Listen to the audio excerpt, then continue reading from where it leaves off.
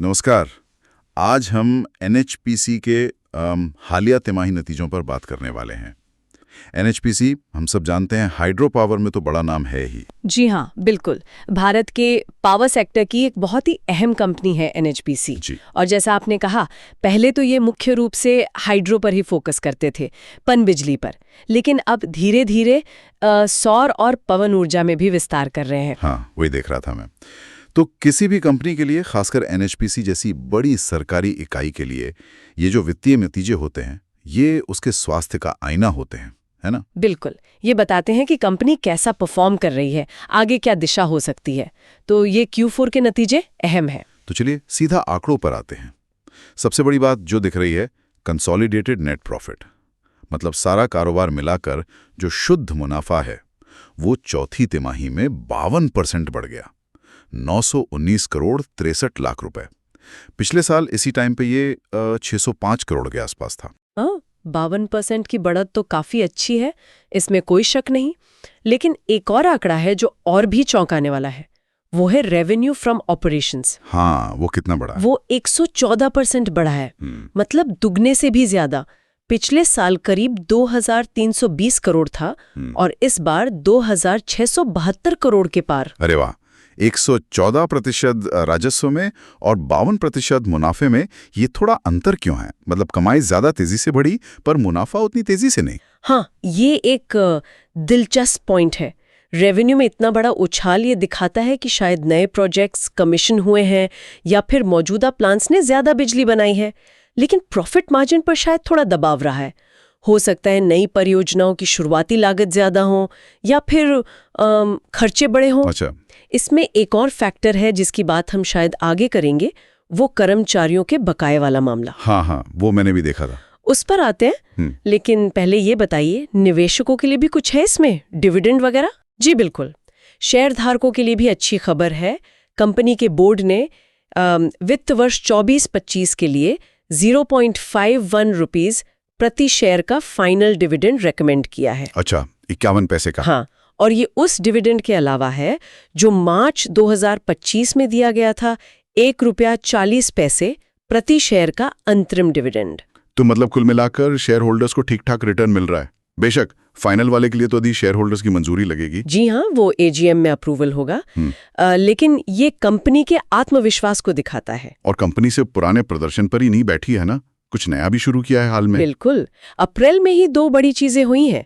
एक तो 800 मेगावाट की पार्वती 2 हाइड्रो इलेक्ट्रिक परियोजना चालू हुई है। 800 मेगावाट, ये तो काफी बड़ा है। हाँ, काफी बड़ा प्रोजेक्ट है ये। और दूसरा, राजस्थान में जो 300 मेगावाट का कर्णीसर सोलर पावर प्लांट बन रहा है, उसका भी एक हिस्सा करीब 107 मेगावाट वो भी चालू हो गया है। सोलर, तो ये बिल्कुल अब एनएचपीसी हाइड्रो के साथ साथ सोलर पर भी जिंजाम हो रही है। हाँ, और ये बहुत जरूरी भी है। देखिए, भारत सरकार का पूरा फोकस रिन्यूएबल एनर्जी पर है, खासकर सोलर पर। तो एनएचपीसी का इस दिशा में जाना एक तरह से रणनीतिक रूप से बहुत अहम कदम है। भविष्य के लिए तैयारी है ये। लेकिन इसमें चुनौतियां नहीं होंगी? मतलब एक कंपनी जो दशकों से हाइड्रो में एक्सपर्ट रही है, उसके लिए सोलर में जाना? चुनौतियां तो जरूर है।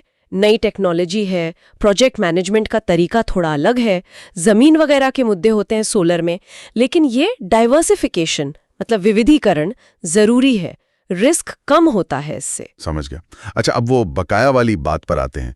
वो क्या मामला था जिसका असर नतीजों पर पड़ा? हाँ, वो पंजाब और हरियाणा हाई कोर्ट का एक आदेश आया था।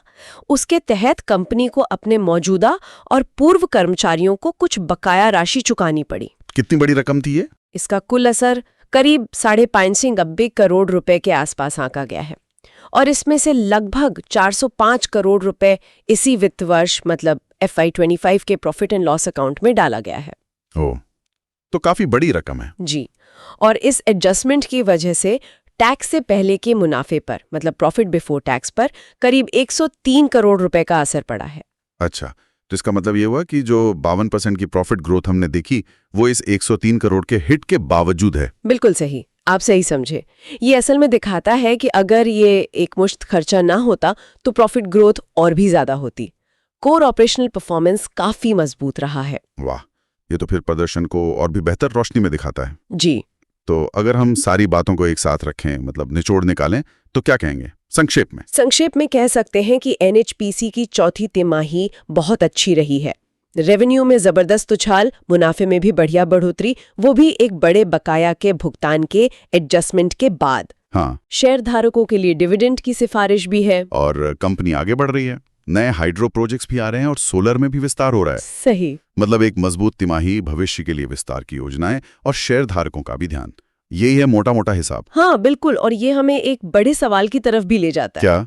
देखिए, एनएचपीसी पारंपरिक हाइड्रो से हटकर अब सोलर जैसे नए रिन्यूएबल स्रोतों की तरफ जा रही है। भारत के अपने जो ऊर्जा परिवर्तन के लक्ष्य हैं, उनको ध्यान में रखते हुए ये जो रणनीतिक बदलाव है एनएचपीसी का, ये उसके भविष्य के विकास को कैसे आकार देगा और देश के एनर्जी मैप में उसकी भूमिका कितनी बदलेगी, ये सोचने वाली बात है। बिल्कुल, ये एक अहम सवाल है जिस पर शायद आगे और नजर रखनी होगी। चलिए, आज के लिए इतना ही रखते हैं। बहुत शुक्रिया। शुक्रिया। Thanks Alina and Gautam for your information. अगर हमारे एक्सपर्ट की एडवाइस आपको सही लगी, वीडियो को लाइक एंड शेयर कर दीजिए, साथ ही साथ हमारे चैनल को सब्सक्राइब कर दीजिए।